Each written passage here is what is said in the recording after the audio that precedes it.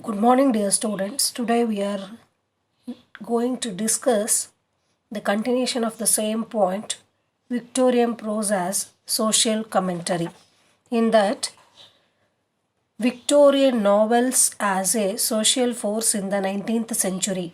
The reign of Queen Victoria was the golden age of the English novel, which was used as a popular medium for expressing its rapid progress in commerce, democracy and science. The material and scientific progress had its influence upon the Victorian life, and it was inevitable that it should be expressed through its prose, poetry, and fiction.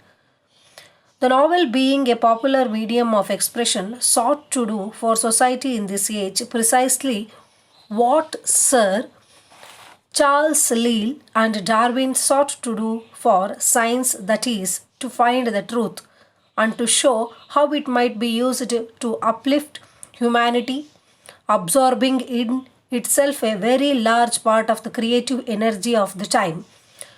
The novel thus became a vehicle of ideas as well as a means of amusement.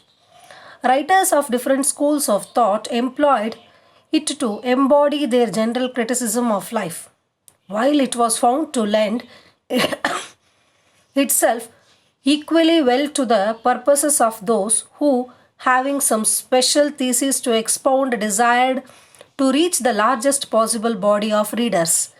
It was inevitable that it should thus come to reflect all the forces which were shaping the complex modern world. The spread of science made it realistic and analytical. The spread of democracy made it social and humanitarian. The spirit of religious and moral unrest, of inquiry and criticism, was often uppermost in it. Often, too, is revealed the powerful influences of the Romantic revival.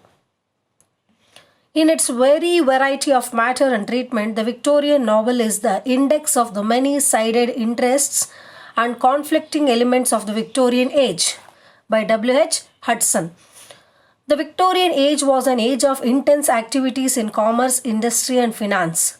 There was a revolution in commercial enterprise due to the great increase of available markets, and as a result of this, an immense advance in the use of mechanical devices.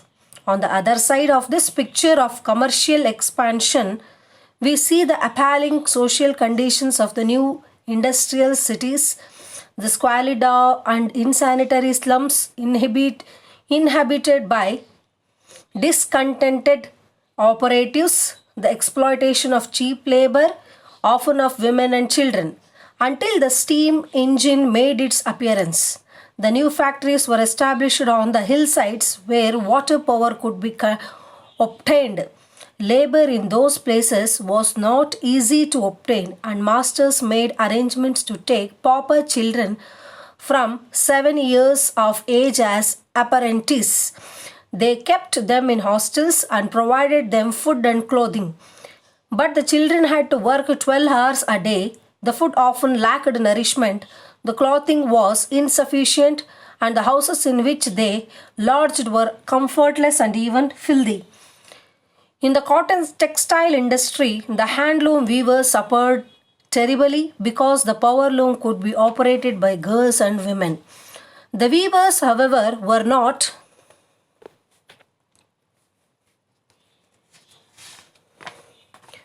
the only dissatisfied workmen in a system in which manufacturing was done on a large scale. There were frequent disputes about wages and conditions of labor. The condition in the countryside was no better than that of the town. The great estates of tilted and historic landlords were being bought up by the new commercial magnates, who had yet to learn that property means duty and not merely opportunity. These evils of the Industrial Revolution were vividly painted by such writers as Disraeli, Dickens, and Mrs. Gaskell, and they called forth the missionary efforts of men like Kingsley. The social novel was not assiduously cultivated by Benjamin Disraeli. His famous novel Sybillis a powerful exposure of abuses connected with the relations of capital and labor. Arid presents a terrible picture of the lives of the contemporary working class as the background of the for the love affair of a young aristocrat, Charles Egremont, and Sybil, the daughter of one of the leaders of the Chartist movement. In this crowded novel, says Arnold Kettle, all England is represented. The aristocracy in both its effect and responsible aspects, the industrialist, the rural poor, and the proletariat of several categories.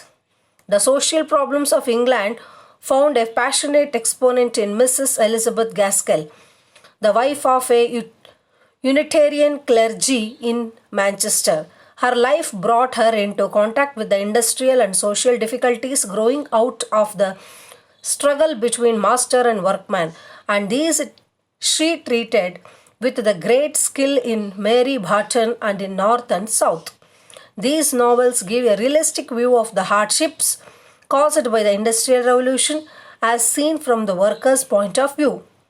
The hardships of the working class are poignantly presented in Mary Barton. Praising this novel, Arnold Kettle writes, as an accurate and humane picture of working class life in a large industrial town in the 40s, Mary Barton is without rival among the novels of the time. Dickens was a great social reformer, and his novels belong entirely to the humanitarian movement of the Victorian era. He was from first to last a novelist with a purpose. In nearly all his books, he set out to attack some specific abuse in the existing system of things, and throughout he constituted himself the champion of the weak, the outcast and the oppressed. In nearly all his novels, there is an attack upon some legal or social evil. He satirized boarding schools in Nicholas Nickleby, the Court of Chancery in Bleak House, and the new manufacturing system in Hard Times, the workhouses in Oliver Twist, the pettifogging lawyers in Great Expectations. So thank you.